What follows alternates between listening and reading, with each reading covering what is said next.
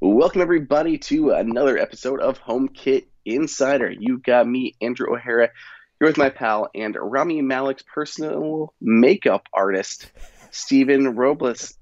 How you doing, man? I'm doing well. I like that actor. He's a good guy. Fun Yeah, fact: I was in theater in high school, and we had to learn how to do our own makeup. So, just saying, not like fancy stuff, but like old person makeup. You got to make didn't yourself you look love old. some good old person makeup? I mean, it was interesting. Gave you a glimpse into what others maybe go through a lot. So that was super interesting. Now, what I think we need to now start every show with is a subscriber check Of because course. I made that claim on the last episode about if we get to 1,000 subscribers on the HomeKit Insider YouTube channel, that I'll put glitter in my beard. And I might not have thought out the full ramifications of that. I'll be honest. A couple people I saw them on Twitter, they were like, I didn't even know you had a YouTube channel. I was like, what? I mean, but it's okay. It's all right. Yeah, there So, was a right. good jump yesterday. Yeah. Oh, my goodness. Yep. Okay. Well, as we record, it looks like we're at like 473. So it's 1,000 subscribers, and I'll put glitter on my beard. And I really didn't think about that. Glitter's probably going to be there for years. I know somebody asked like how long it was going to be going on, like how long. I assume they meant the how long before we hit the thing before we count it for your beard. And I just immediately thought they meant it about the glitter. So I'm like, how long is the glitter going to be going on? Oh, it's going to be on forever. Glitter never leaves. Uh, So I mean, to be clear, I will do an episode with glitter in my beard, like one one episode. But then whatever remnants are left after that, that's just we'll bonus be for there for the you. rest of your life. Yeah, that's bonus for you viewers and watchers. So, all right, well, we're gonna keep checking that, and I'm gonna keep sweating as that number rises. We got like What's the? 25 yesterday alone, I think. Oh, that's scary. What is the deadline? Are we saying like December something? I guess it's still a pretty big number to get there. So like I still wouldn't worry that much if I were you. I hope that just to torture you, our audience turns out for this. But Yeah, yeah, sure. Well, let's say Christmas. sure. Should we say Christmas is the Yeah. deadline? All right, December Yeah. 25. People out there, you guys don't even need to watch any of these. You can just go click that button just to know that you made a difference. It didn't cost you You anything, just a button click. That's all. you you will have That's all. contributed to my mental stress about glitter in Yeah. my beard.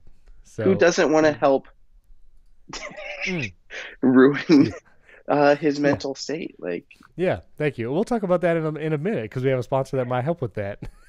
yeah, So that works out great actually. perfectly. So yes, Last week's 1,000 episode was subscribers. big, man. Yeah, it was. Yeah, It was like big. it was a big show. And this is our spooky, scary show. This is our last Oh, one for October. oh, that's right. Ooh. Yeah, Sorry, he's a that was spooky my ghost. that was my ghost That's sound. terrible. Yeah, I know. Anyway, 1,000 subscribers, Christmas, glitter in my beard, and I was stressing about that. But there was a huge event, and Apple usually does events either Tuesdays and maybe even a little later in the week. But a Monday event, it was like episode drops and then Big Apple event. So obviously we can't talk about any of the big stuff in the last episode. But I thought we should talk about this episode, and this is probably the biggest news, Andrew. This is earth shattering, groundbreaking. HomePod Groundbreaking. Mini comes in 3 new colors. Three of them, three new colors. But not the MacBook Pros. Those are still only 2 colors. HomePod Minis, you get colors. Other computers, you don't. When But they not to already diverge off of HomePod Mini, but oh, please. when Apple started playing the AirPods intro video, did you not think they were about to come in a bunch of colors? Because it was like AirPods remixed, and there was like all these bright full screen color. I'm like, Yeah. oh, they're gonna finally come out with colored AirPods. Nope, it's just No, white. They're no. just white. Honestly, I had a small glimmer of hope. So, there was the Apple event, it was the Unleashed event. Big news was the new M1 Pro and M1 Max chips. We'll talk about those in a minute. But they started the event talking about music. And I've I figured they weren't gonna just like throw AirPods out there and say nothing else. So it makes sense. They made it a little more of a segment of the event. But when he said that we're gonna talk about music and there was gonna be a focus of one of the two things of this event, I really had a hope that we were gonna see some kind of high end like sound device, like either a revamped large HomePod or like they even and the video started. I thought this was the coolest intro I think of any Apple event, where some dude was sitting in a garage making a music track with sounds from Apple devices, like the startup chimes on a Mac, the HomePod Mini startup sounds, like Siri sounds. It actually sounded cool. I'm hoping they release that on Apple Music. I thought that was pretty sweet. But I was really hoping for like some, they showed an iPod Hi-Fi in the intro video, that old school speaker that was high end for just the iPod. I was really hoping that they were going to release some kind of big HomePod. Did you have that thought at all when they were doing that? Yeah, I thought there was going to be more than what we got. I was like, oh snap, are they going to finally release like that screen device that we were hoping for? Oh, right. That's right. I forgot Yeah, about that. But no. smart screen. I mean, No. even afterwards, like with their stuff, I believe, unless yeah, they added home to the top navigation now on their website. Like it Oh, used to have like TV as a section, but now it is TV and home, which has got the HomePod and got your HomeKit and all that stuff. yeah. So maybe more focus. Hmm. We heard they hired that new speaker lead to help Right. revamp their smart home stuff. So maybe Interesting. like a year. Okay. That's interesting. So I do it just to go back. So HomePod Mini, it comes in 3 new colors, no new features. This is not like a revamped or refresh or any kind of hardware upgrade, but it comes in yellow, orange, and blue, as well as the space gray and white now. So that's cool. If anyone out there is going to be making a stereo pair from 2 different colors, why do you want to watch the world burn? That's all I'm saying. And I know that people are going to do it, but I don't know. I'm kind of particular like that. I want a stereo pair of the same color, but they look cool. They look cool. Still $99. The first thing they actually announced, though, was Tim Cook threw it to Zane Lowe. Correct me if I'm wrong. Is this the first time we've seen Zane Lowe announce something? I feel like I think so. I think so. So that was interesting. But he announced some upgrades to Siri, namely that you'll be able to ask it for like the curated playlist. So you can say, Siri, play me some. Oh, sorry, I just activated everybody's devices. I'm No, gonna say, hey, Dingus, band. play a dinner playlist, and it will play a dinner playlist. So that's cool. But the bigger feature is actually a new. Can you hear that blender? Yep. That is my current. No, I can't even make a joke. I don't know how to make a joke about a blend or glitter or beards. I got nothing. Might just need to wait just 1 second. I'll try to talk over it. So they announced a new Apple Voice plan for $5 a month that will let you access the entire Apple Music library, but just via Siri. You can't browse the music app on a device. You can't see a list of anything. $5 a month, cheaper than the $10 a month individual plan, but only via Siri. I thought this was interesting. People were like, wow, why would they even do that? But if you wanted to have a HomePod or HomePod Mini and you had no other Apple devices, this gives you now an option to pay $5 a month and play Apple Music via Siri. I mean, what did you think they were doing this for? No, I thought it was a great idea for many reasons. The bigger issue I thought was that Apple seemed to explain it terribly. I saw a lot of people on Twitter confused about where this fit in. Like, oh, I have to pay, like, you're gonna like take away features and I have to pay more money to get things I can already do now. And it was just a really big mess of a thing. So like the Right. new curated playlist, which I am a huge fan of because I always would tell like Siri to play some fun music, play some happy music, play, and it started to get to the point where I found out like all of those are being funneled into like the same playlist, and like to me they're different. And Siri was still like, nah, it's like one, and I'm like hearing the same song. Like, don't you update these playlists? Like, I don't want to hear the Right. same 50 songs every time. So like I was starting to Right. get. I thought Apple Music really needed some more like curated playlists. So that's good. But Yeah. everyone who has Apple Music has access to those, and you can go through the app. But like you said, if you've got HomePods or anything like that, You're not necessarily using the music app for those things. You're just a lot of, and I know my parents have like Amazon Music, and all they do is listen to like in the kitchen and stuff like that. And they're just using their Echo devices to use their voice assistant to play certain music. So why not have a similar plan for Apple Music? So if you got HomePods, Exactly. even if you are use your AirPods or even just like your watch, you can stream it all that way, or in your car. Like you're not necessarily like poking around everything in your car. Just use Siri to play whatever music you want. So I think this is a Yeah. great idea. It's a little confusing, and Apple didn't explain it super well, but for just anyone Yeah. who's just got HomePods and wants to be able to like where there isn't even a music app, perfect. Right. There's at least an option. Yeah, and now supposedly you also don't get a couple other features. I saw this on Gruber's post. There's no spatial audio, lossless audio, offline mode where you can download songs, lyrics, and music videos. So you don't have access to those things with just the Apple Music voice plan by itself. But I mean, it kind of makes sense. I mean, Those would have especially been things like assumptions, really. Like if you can't view lyrics, music videos, okay, well I'm not looking in the app. Um, right. Yeah. yeah. So anyway, Spatial audio, that could have worked. That definitely would have worked with it. But I think like right. we were talking about, a lot of people are going to use this for like HomePods. They get one in the kitchen, living room. They just want to play music. So spatial audio, not really a big worry. Neither is lossless. Right. Yeah, exactly. So they also announced the long anticipated AirPods Generation 3, and they matched a lot of the leaked photos and designs that people had talked about. Has that new contoured design. It kind of looks like an AirPods Pro without the silicone tip. And there are no silicone tips. It doesn't even look like that's an option, so there's no sound isolating on these. But the third generation AirPods do have spatial audio. The previous generation, just base model AirPods, did not. Those are still around for $129. These new ones are $179, but you do get the spatial audio. It has adaptive EQ to make sure it sounds good, however they're fitting in your ear. Uh, Also has better bass. They kind of like redid that bass driver in the AirPods 3. And so I think, oh, and there's also MagSafe charging on the case, which, you know, AirPods previously and the AirPods Pro, they could charge via Qi charging wirelessly. But I guess the MagSafe will just line it up on the charger. Is that what they were saying?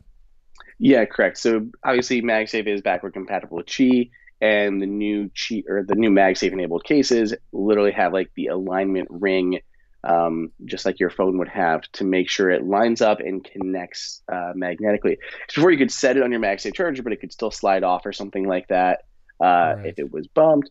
Now it's going to align perfectly to your MagSafe charger. On top of that, and I don't know this until we try it, but I'm hoping it's going to work on like MagSafe stands. So even if it's at a little bit of an angle, it should still hold Mm, your AirPods. I mean, if it can hold your iPhone, it should be able to hold a dinky set of AirPods to the charger. So a lot of people who have you would think. MagSafe chargers out there or MagSafe stands like bedside that don't have an additional charger at the bottom, this should solve that problem. By the way, they also updated the AirPods Pro with the same MagSafe charging ring, but you Right. cannot buy the case by itself. Likely because it's not a big enough upgrade that someone is going to spend like $50 on, or whatever Apple charges for a replacement case. I can't remember what the Fair. wireless charging case would cost, but it's like $50 or $80 or something. I think it was $80. Yeah. Yeah, so Which, no one's gonna do that just for the alignment magnets. Like it doesn't even charge me faster or anything like that. well, So Apple underestimates the random junk I will buy because I might. But I'm curious because an AirPods Pro case even is not tall, and so I'm curious how it aligns because I thought the MagSafe magnets were the circle mhm. around the thing. So I'm curious how it's gonna I mean, why hold. can't they just cut off the top and the bottom of the circle? Like you don't need like Yeah, so it's not like a magic yeah, ring that has to be a circle to work. Like it'll it's work if you one got like ring to rule. Sorry, you said one ring. I just had to. I was trying to do the quote. One ring to rule them all. Anyway, so Andrew's in pain over there. But anyway, I think this is welcome. I got a pair. Also, probably going to be getting some as Christmas gifts for some friends and family. I was wondering though, like the AirPods Pro have been out for a while now. I'm surprised they didn't update those as well. Do you think we're going to see those upgraded soon? yeah, but those were never rumored for this fall.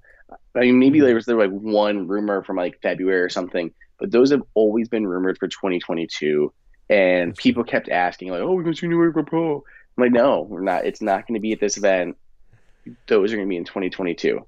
That has like Right. consistently been predicted for 2022. Um, Realistically, like, there's nothing. There's like two things that these things have that AirPods Pro don't have.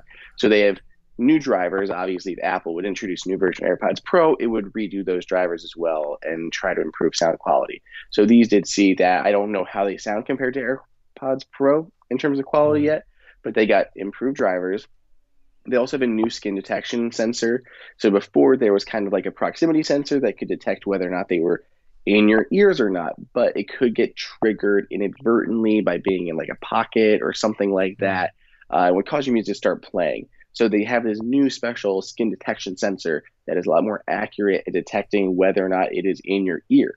So that is a new feature that AirPods Pro could adopt in an updated version. But otherwise, these are kind of just coming up to par and stealing a lot of those pro features. Adaptive EQ and the computational audio stuff. We got four stems, um, the Right. squatter case, the squatter design of the earbuds. I don't know if AirPods Pro have advertised sweat and water resistance. I cannot remember off the top of my head if you want to look and see if you see anything, but that might be another differentiation.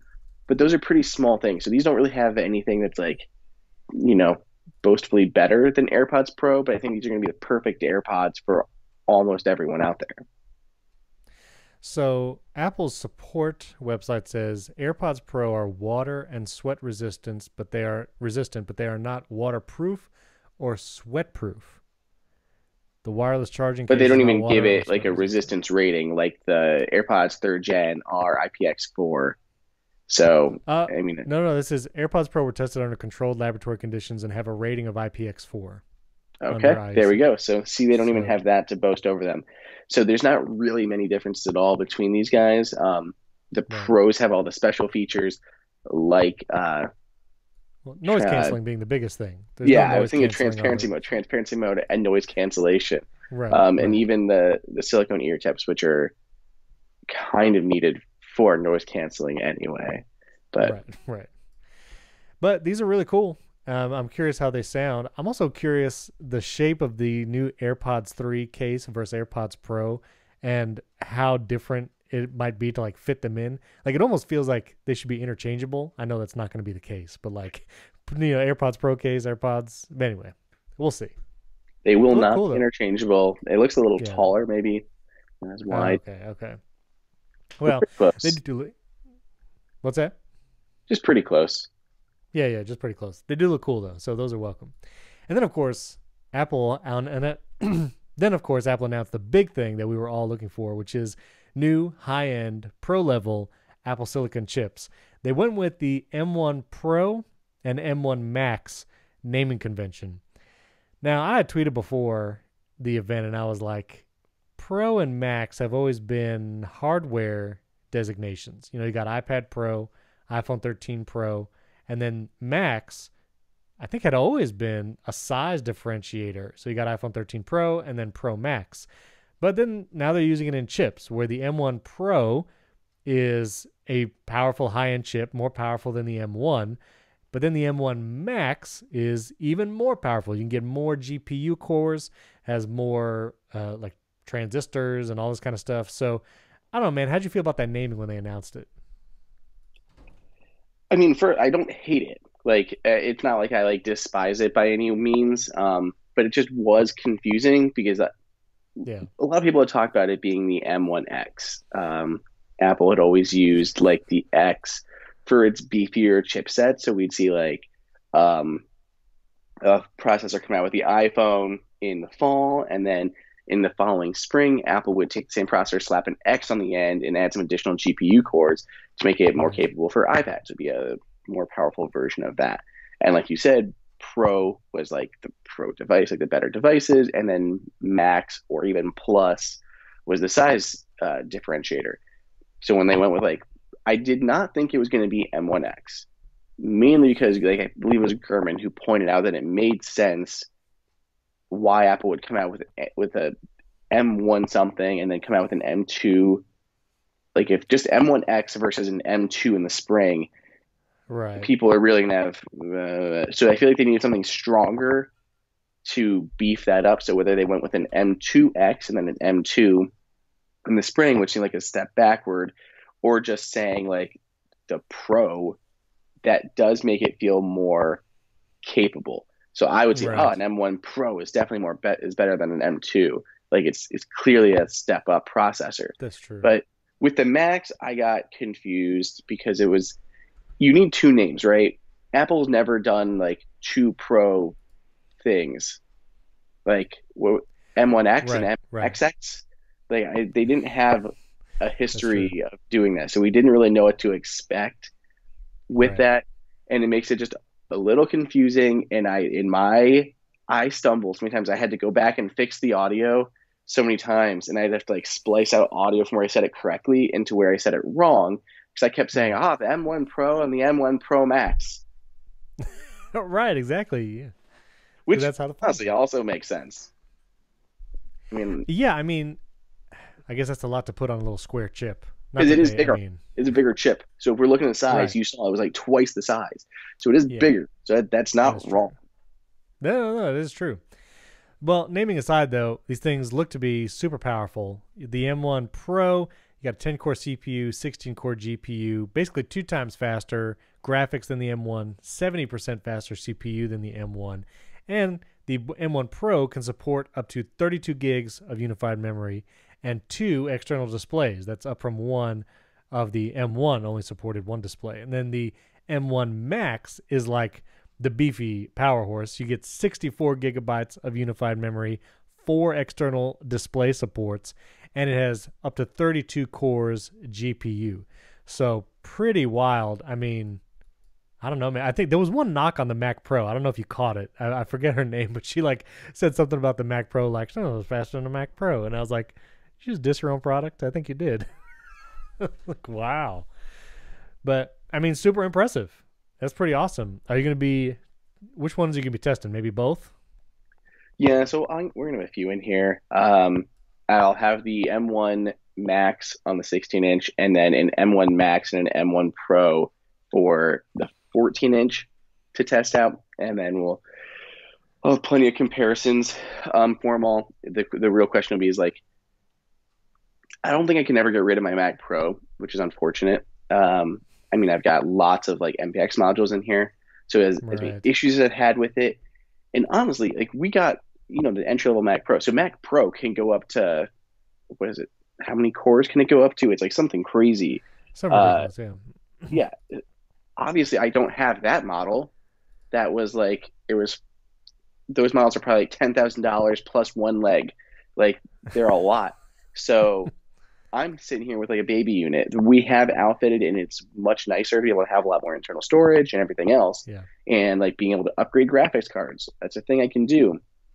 But processor wise, these new ones are going to blow this thing away. Like, I mean, this thing is 2 years old now.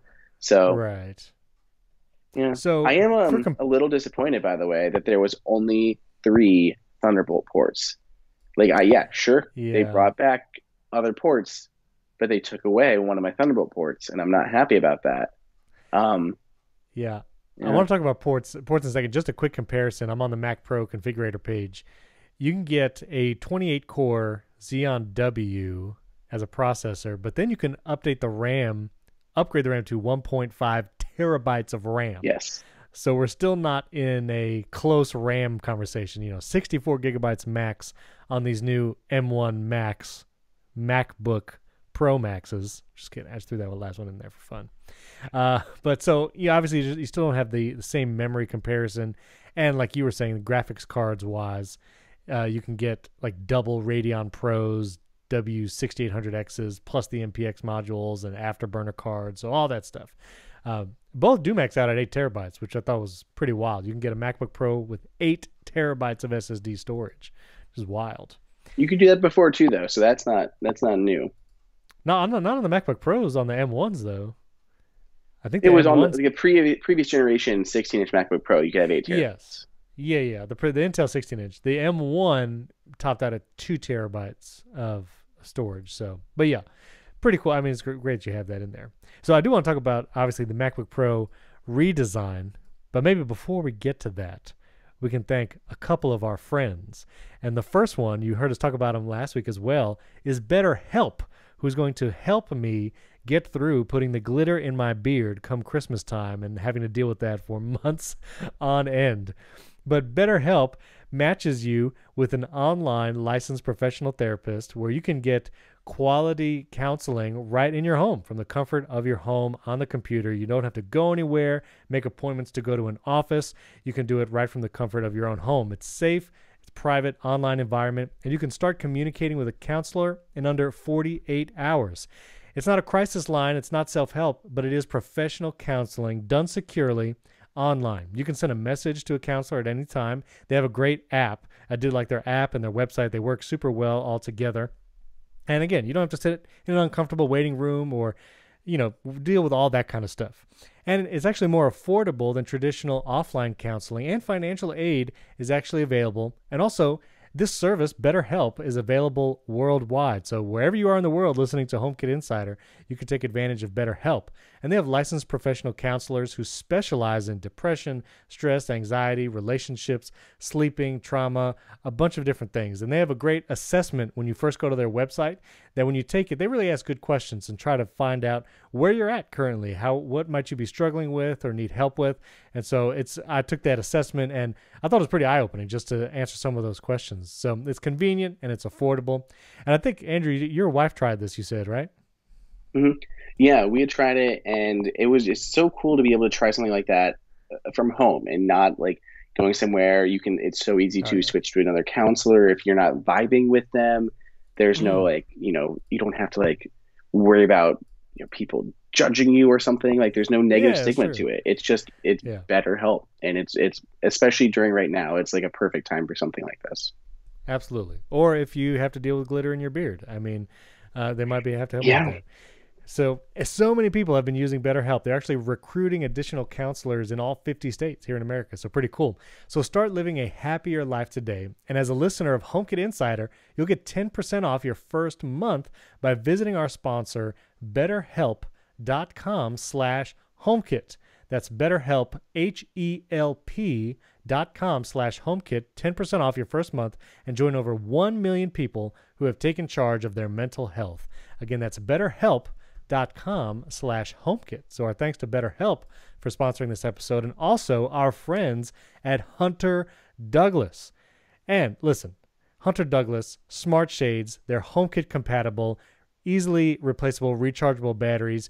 You've heard us talk about them before. It's time to jump on board and get these Hunter Douglas shades. I actually got an update. My house hopefully will be moving in like late March, so I'm about 5 months away. And so I'm going to say that's about 4 months from choosing and installing shades. And I cannot wait to get one of these guys out to my home and, retrofit it. Because you actually had a specialist come to your house and help you install these, right? Yep. Absolutely. That's they handle everything. You don't have to worry about making a mistake. Like I have hung shades before, but it's super nerve wracking. Like think about it. Like stress. you just like, I don't know, even just writing down numbers. Like I'm like worried I'm going to like write a 2 instead of a 3 or something. And then you're going to install your really nice custom made shades and then they don't fit. That is what scares me. So it's so much easier just to have somebody else come out and do it, and they will measure everything, make sure everything is correct, guaranteed, and we'll do the entire install, and they look great. And it's also a perfect time for shades like this because it is getting cold, and these can help insulate your house and help you with energy savings. Like it is, I'm pretty sure 3 to 4 degrees in my house right now, and I need fancy shades everywhere to help keep the heat in. My Mac Pro is what heats our house, I'm pretty sure. So the fan just pushes the air and heats our house. And 100 Douglas shades keep it all in. That's hilarious. And Hunter Douglas, of course, they have the innovative shade designs, gorgeous fabrics, and like I said, HomeKit, their PowerView technology lets you control those shades. You can automate them using shortcuts and scenes and schedules. And like Andrew said, they have superior insulation, which is great. And you can, again, have it adjust throughout the day. So you can shape the sunlight in your room, whether it's morning, sunrise, or getting into the evening. Super cool. Enjoy greater convenience and enhanced style and increase comfort in your home throughout the day with Hunter Douglas shades. So visit hunterdouglas.com/HomeKit today to take advantage of the Season of Style rebate savings event. So you can actually save some money on Hunter Douglas shades. That's hunterdouglas.com/HomeKit for limited time savings. Offer expires December 6th. December 6th, which is a few weeks before my beard glitter deadline. December 6th, 2021. There's also a link in show notes to their website. Thanks to Hunter Douglas for sponsoring this episode. Now, Andrew, they updated the MacBook Pro, 14-inch and 16-inch, the high-end MacBook Pros, and they brought back all the ports. They brought back FireWire. They got a 30-pin connector in there. They have VGA. No, that's not true. None of that is actually true. They did not bring those ports back. They did bring back, for real, the new 14 and 16-inch MacBook Pros has an SD card slot, which is very welcome, also an HDMI port, and MagSafe charging is now back. Now, you can charge over MagSafe, or you can still charge over USB-C with these new MacBook Pros. So don't worry about having to only do MagSafe, which I thought was a nice addition, especially if you want to charge on the opposite side of the MagSafe connector. So you can still charge either way with the USB-C connector. Of all that, which a lot of the rumors were pointing towards those ports coming back, I was pretty surprised the HDMI port made a resurgence. I don't know. I didn't expect that one to be there. What about you? I think it's more of a convenience thing. For just a lot of pros, it's so easy to walk into a conference room or something and just plug in HDMI without the adapters. Like, yeah, it would work with the USB-C, Thunderbolt 4 ports, all of that. But it's just easier to use HDMI. So I get it. At the same time, they have an HDMI 2.0, so you're limited to 4K 30. You're not going above that. So you can only plug in 3 like Apple Pro Display XDR. So what's their resolution on those things? I can't remember. 6K, 8K. On a laptop or the XDR? No, Apple's Pro Display XDR. 6K. I'm pretty sure it's 6K. Yeah. So you can power 3 6K displays. Oh, and then you have to go with the 4K over HDMI. So why didn't they go 2.1 instead of 2? It's not a limitation. And like I had talked before, I miss my Thunderbolt ports. It's not she even made it say, oh, you can connect all this stuff and still have peripherals left. I'm like, but I use, I know Thunderbolt things can daisy chain, but 1, not everything can daisy chain. And 2, there's still USB-C devices that, of course, can't daisy chain that you need to connect to those same ports. And there's only 3 data ports on there. So there are times where I've needed to connect more devices and I get pretty limited pretty quick. If I was trying to power up over USB-C, and then I have my my microphone plugged in over USB-C, and I've got a portable Thunderbolt drive plugged in over Thunderbolt, that's taken up 3 of my ports right there, and that's all I have left. If I wanted to plug in anything else, I would not be able to, or I'd have to start unplugging and daisy chaining. Like if I had my Thunderbolt 3 card reader, I have to unplug my hard drive, plug that in, and daisy chain that around. It gets confusing. And 1 was the right number. I just need 1 more. 4 was good. 4 gave me a spare. I mean, they did move MagSafe back there, and I love MagSafe, but I just want 1 more Thunderbolt. I don't have to charge via Thunderbolt, but a lot of times if I'm out, that's what's more convenient. And it also is nice, by the way, that it is a USB-C to MagSafe cable. And then the 16-inch ones have a 140-watt power adapter in the box. And you can still use this MagSafe adapter with battery packs and everything. So that'll be nice. I actually, I have one for my wife's computer. You could buy, I don't know if they obviously weren't legit, and it's been safe so far, but you could buy USB-C to MagSafe 2 cables on Amazon. So I had one of those for her MacBook Air. She's got a 2012 MacBook Air, and I did not always have the power brick around. So I'm like, oh, hell, we got USB-C coming out of our ears. I'm just gonna buy a USB-C to MagSafe cable, and then it'll work with all of our power adapters that we have around the house. So I was excited to see that one. But yeah, little mixed feelings on all the ports there. Yeah, it's interesting. Also, the touch bar is gone. Want to mention that, which it's wild to think this thing was introduced in 2016, 5 years ago, and came in with a bang, out with a sizzle. It was a big deal when it came out on the 2016 MacBook Pros, and Apple didn't even, I don't think, mentioned it once in the whole event. Like, they just said we have an amazing Magic Keyboard on these laptops. Didn't mention the Touch Bar at all. Just let it quietly They go mentioned away. that they said a return to the physical function keys, I think was like their lingo. Right, right. But But no, the fate of the Touch Bar was sealed like 3 or 4 years ago when Apple never issued any functional updates to it. yeah, Like, yeah. And it didn't change at all in any way for 5 years. And everybody just complained about it. So, yeah, I think that was interesting. The I'm so display, sad. so wait, so you're sad the Touch Bar is gone?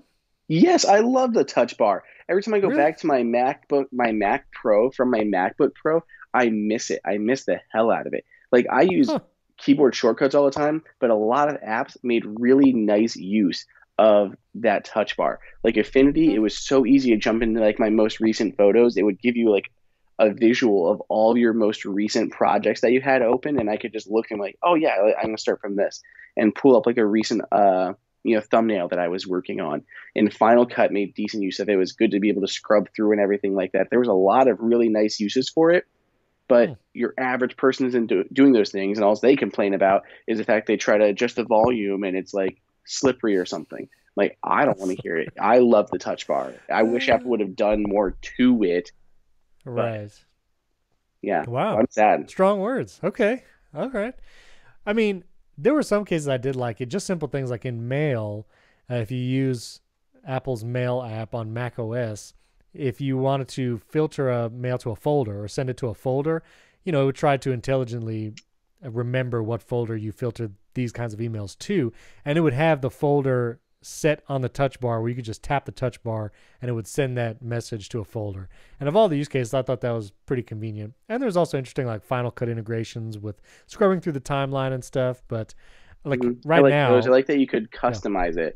Like I was putting in like yeah, custom like the screenshot ones and using Better Touch tool to adjust what was shown on there. Like there was a lot of power in it that no one yeah, really used. yeah. And I mean now I have it docked like most of the time, so I don't see the touch bar anymore. Which is also why, spoiler, I didn't get one of these new laptops. I was very tempted.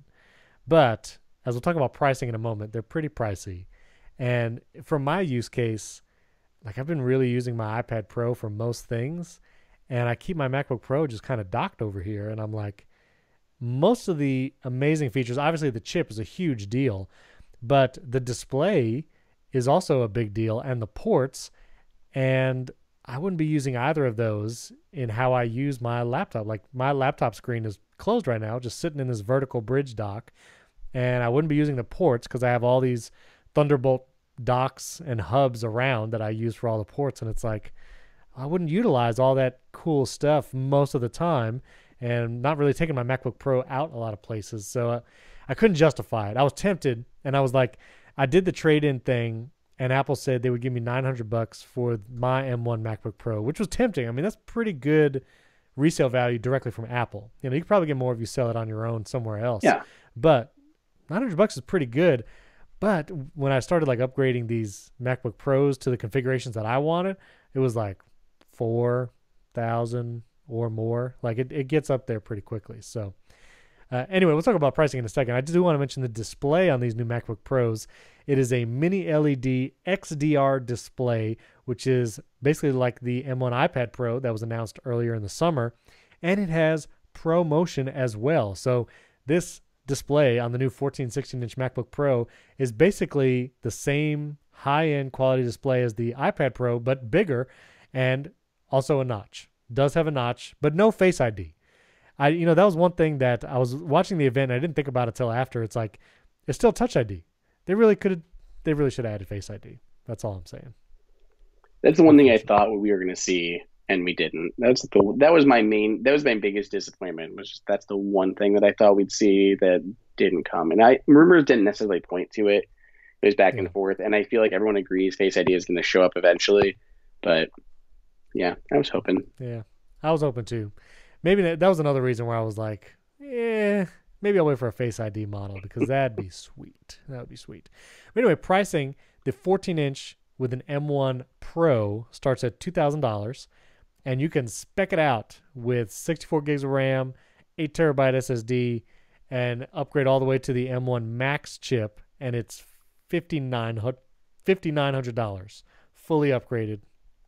The 16-inch starts at $2,500, and you can spec all that up to $6,100, pricing there. So what I love, though, is that previously the 16-inch MacBook Pro had options that the 13-inch didn't. You know, if you wanted the Intel i9 chip or you wanted specific discrete graphics cards, you could only do it in the 16-inch MacBook Pro. And what I love, like the iPhone 13s this year, where you can get the same camera system and all the same features, you just choose the size. It is now that way with the MacBook Pro. You can choose 14-inch or 16-inch, and it is the same size, same feature. Choose your size, and you get all the same features. You can get the same SSD, same amount of RAM, same powerful chip, and I think that's pretty cool. Yeah, I think that's nice. They basically made it as powerful. I mean, even they were talking about things like the speakers. The speakers also were a big step up from what they had before. And even though they made them larger with more room, everything like that, the same speakers came to the 14-inch. Yeah, very cool. Well, obviously, Andrew's going to be covering that once we get those computers in hand. We'll be talking about the AirPods, too. All of it is for sale right now. Like, you can buy all of it, and it's shipping this week as you listen to this. Well, it was shipping to arrive this week. If you order now, everything is delayed. You know, the AirPods are delayed. Like December delayed. Oh, you know, that's why I really jumped on those AirPods quickly, because I knew, well, anytime AirPods go up for sale, there's a huge back order situation. And so I want to check right now because I'm super curious. And if you want to get these for Christmas time, like, well, supposedly you could still get AirPods by October 26th, at least to my zip code. Okay. So that's not bad. I did the AirPods first because they updated first for me, and then I bought the Max. But the Max are pushed back to December for sure. Depending on config. Depending on config. Let's see what that is. So I'm going to go to the 14-inch because that's probably more popular. I'm not sure. Oh, yeah, but that's November 10 to November 17 for just the base model configuration. And then once you start adding other stuff, let's see how late I can get this thing shipping. No, November 18 it looks like. So you got a month away. Not too bad. You can get it in time for Christmas. So anyway, pretty cool. Listeners, let us know. Where is the Touch ID button on this thing? I just realized. Top right. Is it? It doesn't look like the normal Touch ID. It's because Apple has a black back around the keyboard now.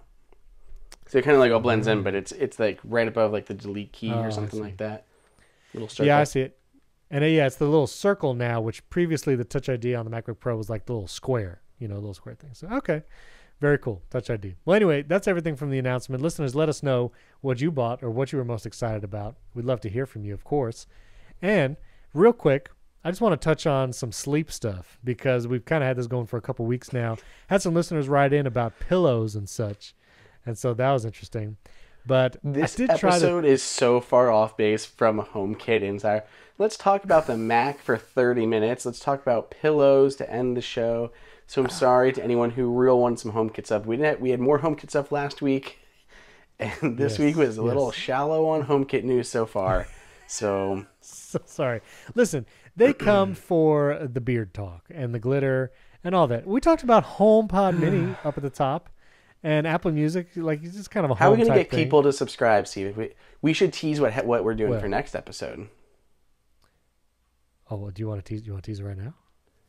Well, yeah, we might as well tease it. I mean, we're pushing them all away with all this pillow talk, so we might as well get them to actually come back to the show. Well, I am actually going to be away for a week, and so Andrew has a very special guest coming on the next episode. Andrew, why don't you tell us who's coming on? Yeah, you guys should be very excited for the next episode. We have landed my wife. Yeah, she's going to join us, and she's going to talk about what it is like living with someone who tests HomeKit devices for their job, the shenanigans that go on through this smart home. So if you're like thinking, man, I love the smart home, but these guys are clearly biased in everything that they say. You will now get to hear from my wife and what she thinks of our smart locks, of our smart lights, of everything else that's going on around here. So I think this is gonna be fun because like even she doesn't even tell me when she's like when something's annoying her with the smart home stuff. So yeah, this is gonna be exciting. So if you guys want something mixing it up, yeah. I'm very excited to hear her perspective of what it's like. I'm sure my wife would have thoughts too. I would almost be scared to have her on the show. There's been sometimes some of these HomeKit products, they're not as reliable as others. And when you got to deal with that from a non-tech person perspective, it can be annoying. So anyway, yes, she'll be on in the next episode. Very exciting. Hear what she really thinks of Andrew and his HomeKit stuff. So, real quick, sleep tracking apps. We had mentioned a few, and I said I was testing them, and I did. I tested the Pillow app, Auto Sleep, and, of course, the one that I had been using for a while, which was Sleep Watch. Now, Pillow is probably the most beautifully designed. The app looks really good, but for some reason, it really struggled to tell when I was asleep. Most nights, it would tell me, like, here's your 2-hour sleeping time. And that's not just, like, restful sleep or whatever. Like it thought I was asleep from 3 a.m. to 5 a.m. and that was it. And that was not the case. And it has access to the sleep time. I set it in the clock app when I set my alarm, and you can tell when you're going to bed, and you tell the app when you're waking up. Yeah, but it doesn't use that to determine anything. I mean, that's just your schedule. Yeah. It asked for access to it though, which I thought was interesting. So like it like when I set up the app, it said, can you give access to your bedtime? That's what it said. Give access to your bedtime. And probably because you probably can be able to set it through that app too if you wanted to. So that's probably needed access. Yeah, that's probably true. That is probably true. So anyway, I just didn't want to manually have to deal with that. Like if it wasn't going to pull from the bedtime I set in the clock app to have to adjust the hours I slept all the time. So because Pillow, you have to. Yeah. Do you have to manually start Pillow? I can't remember. You don't have to. Like it is tracking-ish. You can go in the next day and say, I actually went to bed at this time and woke up at this time, and it'll use your health data to kind of fill in the data automatically. But it works better if you, like on your watch or whatever, hit the Pillow app and say, I'm going to sleep. And this way it knows for sure when that happens. So I think it's better. It measures more accurately if you do that and kind of manually tell it, hey, I'm asleep. Mine's like really, I haven't looked at it in a while, and I actually had just installed it yesterday. I didn't do anything. I didn't even open up the app. But dang, it was, for me, it was really accurate last night. Like really accurate. Without setting the bedtime or anything? I mean, I have like my bedtime like focus or whatever in the health app, but I didn't specify. I didn't I didn't do anything special with Pillow, like because I had just switched my Apple Watch over and I set it up as new, so I had just put it on my watch, and I haven't even opened it on my new phone yet because I hadn't been using it. I'd been just using Apple's default sleep tracking. Right. But yeah, it's got my heart in here. It knows exactly when I went to bed. Like that's really, really close to when I stopped writing. Like it's like you were in bed for 6.5 hours. And you slept for 5 hours and 40 minutes. And that's... Well, I hadn't opened it in a long time. I hadn't even opened it on my new watch yet. So that was interesting to see. I thought I was just going to say, like, tap here to start sleep tracking or something. But no, it had my data in there for wherever it got it. Okay. Well, then your mileage may vary. I did really like the design of Pillow and wanted to use it for sure. I just didn't want to have to manually do it. And so if it works for you guys, you don't have to manually set it. That's awesome. I did try Auto Sleep, which I actually really liked. It displays the data really well. It kind of displays it close to how Sleep Watch does, which is what I was used to. And it kind of does these rings as like, sleep rating and restfulness amount. And, it does respiration rate and all the sleep O2 and all the stuff. So I thought that was very interesting. I liked the Auto Sleep. Probably second best only to the one I was used to. But if I was starting from scratch, if you're just starting to sleep track and want to decide on an app, I really liked Auto Sleep. I think it's a good app with feature-wise. the display, how it displays your data. I like how it does that. So auto sleep, thumbs up for sure. I liked it. And Sleepwatch for me is still, it's not the most beautifully designed, and it is free with the paid tier, but you don't have to pay for it. I still kind of like how Sleepwatch, it displays the data and the graph, and somehow it always gets my bedtime and wake up time accurately without me ever having to adjust it or anything. And so, yeah, I like Sleepwatch. I'm probably going to keep them all on my phone because, like, what does it matter? It's not like it's, they're not big apps or whatever, and it's not bad if you want to see it in different apps, see the same data displayed different ways. So I'll probably be keeping all three. But, yeah, listeners, try auto sleep if you've never sleep tracked. Sleep tracked, I think. Sleep tracked. Yeah, whatever the past. Tractor sleep. How about tractor sleep? Tractor sleep. Yeah, try it. Try auto sleep. Try Sleepwatch. We'll put links to the show notes in that as well. Also, talking about sleep, I mentioned pillows before. This is very home related, Andrew. I just want to say, this is all home. You use pillows in the home.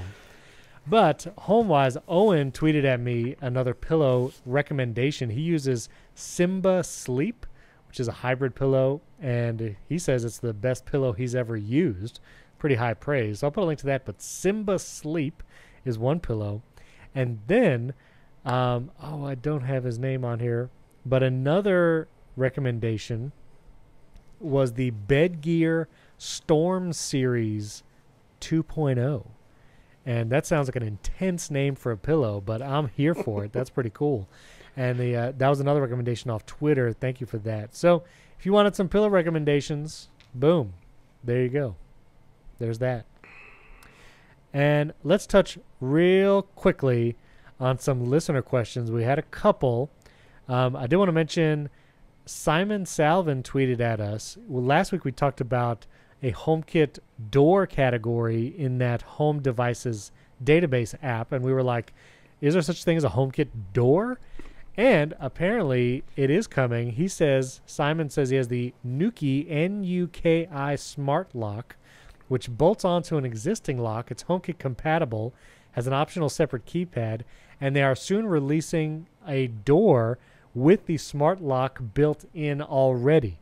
So it is basically just a smart lock. It's not like the door is going to open automatically, but makes sense that it would be a entire door as the device rather than just a lock that you use or replace. So thought that was interesting. Pretty cool. And then another question. This comes from James Silva on Twitter.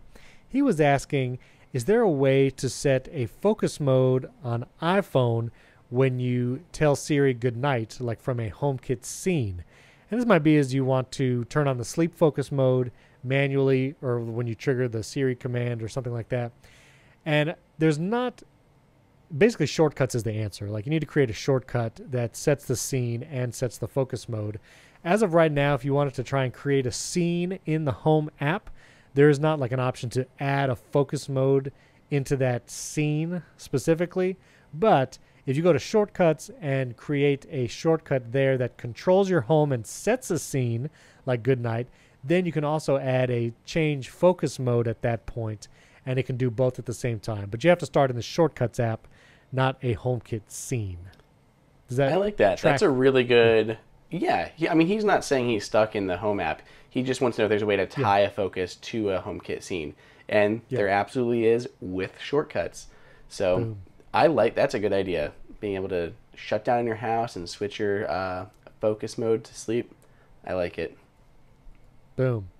Now you also put another question down here. I'm trying to parse this at a glance. It's a little bit long. So basically, I had a question come in late yesterday from James again.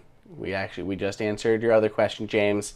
Unless there's a different James Silva that emailed me versus a different James Silva that tweeted at you. His whole thing is basically his lock has been like phantom locking, not unlocking, to be very clear. It's been phantom locking. And he's wondering if it's tied to like some geofencing trigger that's like misfiring, because he does have it set up so that when he like comes and goes, his lock will lock and unlock. And he has in August, and this actually has happened to me before. And I reached out to August, and they did kind of fix like a bug that was like triggering this, but it's recently been happening again. It happened to me 2 times now. So it just randomly out of the blue just locks, but it doesn't seem to be an August bug. It always was when I was futzing with the Home app.